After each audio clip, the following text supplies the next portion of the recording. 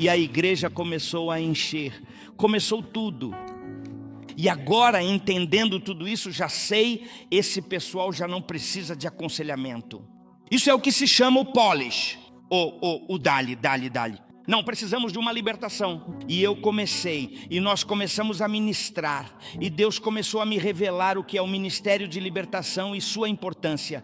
Porque precisamos dele na igreja hoje. E esse foi o ministério com o qual Cristo começou. Então, se Cristo, você não viu Jesus Cristo dando aconselhamento, você viu Cristo publicamente realizando libertações. Publicamente. Então, com isso em mente, quero que nós vamos falar sobre o que é de fato o ministério da libertação e como ele opera em detalhes. O que é isso? Mas eu já sei. Um momento. Deus está sempre nos ensinando, Deus está sempre nos dizendo para... Não, eu não disse que é aconselhamento. E eu faço o aconselhamento? Sim, mas para pessoas normais. Quando há dois cônjuges, um marido, uma esposa se agredindo, e o homem que tem uma raiva e a mulher que tem uma Jessie em cima, então você vai dizer, vou te aconselhar, que vão te mostrar a língua. É um demônio, tem que ser liberto. O ministério da libertação consiste em expulsar, desalojar, lançar fora, tirar à força demônios, espíritos malignos de pessoas, de lugares e de coisas materiais. É nisso que realmente consiste, em expulsar com força. Quando vejo um líder meu orando por alguém que está verdadeiramente demonizado, não apenas possuído, mas sim profundamente demonizado, influenciado por um demônio, e o trata como se fosse, como a delicada pétala de uma rosa. Você vai sair, por favor? É uma cobra, uma criatura perigosa. E eu pego na mão dele e digo, fora! Tire o espírito de opressão da mente dele, diga com autoridade, fora! Não o trate como se fosse um amigo, é uma cobra. Esse espírito maligno quer te destruir. Esse ato de expulsar, onde você vê isso nos ministérios hoje? Não existe. Por quê? Porque existem mitos. E coloque isso ali, essa palavra ali, os mitos da libertação. Quais são os mitos? Pode colocar para mim, os mitos. Um dos mitos é este. Eu não posso fazer libertação por isso, porque os demônios vão pular em mim. Os mitos. Os crentes não podem ter demônios. Não, o crente pode ter o que quiser. E você pode ser influenciado como crente, não possuído, porque o Espírito de Deus é o seu dono. Mas sim influenciado na sua mente. E a questão é, quando você se tornou cristão, por que continuou lutando com ressentimento? Por que continuou lutando com depressão? Se você é cristão, você fala em línguas. E por que continua com os mesmos problemas? Pelo mesmo motivo, porque há um espírito invisível com o qual lidamos todos os dias. Os mitos. O segundo mito, os demônios podem pular para nós. Esse é outro mito. E o mito é este, não, se eu expulsar, ele vai pular para mim. Pergunta, se você não tem um relacionamento com Cristo, se você não conhece a Cristo e você expulsou um demônio, ele vai pular para você. Mas se você é cristão e está vivendo uma vida correta diante de Deus, você tem autoridade sobre os demônios, você pode ordenar a esses demônios, digam amém a essa palavra, eles não vão pular para você, porque esse é outro mito. O terceiro mito é a ignorância, e a ignorância sobre os demônios. Não, porque onde se fala de libertação, se exalta o diabo. Pelo contrário, quando você vê um confronto, quando você vê uma pessoa sendo liberta, isso é um confronto de reinos. E no final, quando a pessoa é liberta, mostra que o reino de Deus é mais poderoso do que o reino das trevas. Vocês podem dar uma salva de palmas mais forte? Então há uma ignorância no povo. Não porque eu não posso tocar nisso, porque não me atrevo. Não, você é cristão, e se é cristão, tem um relacionamento com Deus, você tem o nome de Jesus. A terceira coisa, o medo do diabo e de seus demônios. Há pessoas que têm medo do diabo. A profetisa Glenda me contou 3 vezes, o próprio diabo veio visitá-la. E da última vez que veio disse, você sempre destrói meus planos. E ela diz, Como é que o diabo tem realmente medo de uma velhinha magra e fraca? Porque é uma mulher que conhece sua autoridade em Cristo. Então o síndrome de Beelzebu é realmente outro mito. Qual é o síndrome de Beelzebu? Diziam a Jesus: você expulsa demônios pelo espírito de Beelzebu, que é o príncipe das moscas. Você expulsa demônios, mas, disse Cristo, o demônio não está dividido. O diabo não expulsa demônios. A única razão, se um demônio sai de você, se você não é cristão e pede ao diabo que faça algo por você, ele vai tirar um, mas vai colocar 7. Há uma senhora vizinha que pediu para trazerem o filho dela de Cuba, e trouxeram o filho. Mas quando o filho chegou, 1 ano depois, o filho morreu. Ou seja, o diabo cobra de você, ele te dá, mas ele cobra. Então, o príncipe de Beelzebu é acreditar, atribuir ao diabo coisas que o Espírito de Deus faz. Cuidado com dizer que a libertação é feita por demônios. A libertação é feita pelo dedo do Espírito Santo, pelo Espírito Santo e pelo nome de Jesus Cristo. O povo diz amém? Então vamos voltar novamente para onde estávamos. Então a libertação é a expulsão de demônios. E há 3 níveis dessa guerra que enfrentamos todos os dias. Aqui não há trégua. Estávamos conversando com a profetisa Saraí. Ela dizia: olha, mas isso não para. Mas é que não para, é uma guerra. O primeiro é no ar. No ar tem a ver com espíritos que estão no ar, demônios, espíritos malignos que estão sobre o ar e estão influenciando ou pressionando as pessoas. E como você sabe qual espírito está ali? Pela maneira como vivem, como pensam, como vivem sua conduta. Gente, se você vai para Hollywood, todo mundo se divorcia. Você vai para algum lugar. E aqui em Miami, você vê que em Miami há uma influência, o homem forte de Miami, um espírito de feitiçaria, fortíssimo. Então você vê as pessoas buscando o misticismo, buscando coisas, procurando o leitor de sorte. Como se diz isso? O adivinho. Para o adivinho, para que ele diga o futuro. Buscando bruxaria, santeria, feitiçaria. Então, e há muitos cristãos que ainda estão buscando ativamente e lendo constantemente o horóscopo. Isso é muito ruim, isso é um pecado. Então, a guerra no ar, a segunda guerra é na mente, de fato. Ai, meu Deus. Essa guerra na mente é verdadeiramente feroz. Todos os dias você se levanta e os pensamentos simplesmente vêm constantemente. E que tipo de pensamento? Os espíritos demoníacos atormentam e estão designados para atormentar o povo de Deus, o povo fiel de Deus, o povo escolhido de Deus. E há 3 espíritos que são os que mais atormentam. Primeiro, o medo. A Bíblia diz que aquele que teme carrega consigo tormento, porque no tormento o diabo faz você ver coisas que não existem. O diabo faz você se ver com um câncer. O diabo te envia imaginações. Ele coloca coisas na sua mente que simplesmente não existem. O medo é a projeção da imagem de Deus completamente distorcida. Você vê seus filhos sofrendo um acidente, vê seus filhos nas drogas, vê seus filhos doentes. Assim é o medo, e é realmente um grande tormento, porque o medo não se realiza até que você acredite nele. Mas eu tenho muito medo de perder tudo o que tenho. Se você acreditar, vai perder tudo, porque aquilo que você teme, isso acontece com você. Hoje você tem que se levantar e dizer: eu rejeito completamente todo e qualquer espírito de medo. Levante-se, faça isso. Faça, porque o medo é um tormento. Que grande tormento, que terrível tormento, meu bom Deus, que aflição, e é uma guerra. Você se levanta de manhã e as notícias e as imagens, seu filho chega tarde e ainda não chegou, e o tormento. E você foi ao médico e o médico te diz: vejo uma mancha, e o tormento, isso é câncer. E diz: você vai ficar sozinho, seu marido vai ficar sozinho, etc. Sua mulher vai embora e o tormento, o medo. O segundo espírito que atormenta é a culpa.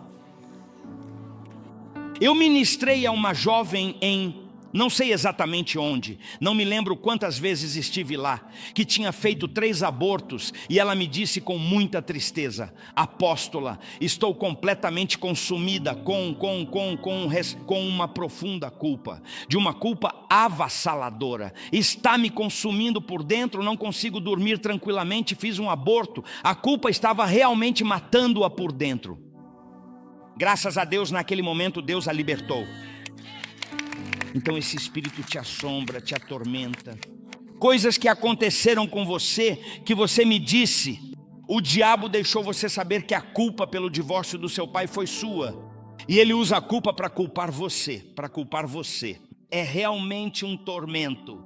E o terceiro espírito que atormenta a mente, que é uma guerra todos os dias, tem a ver com a dúvida.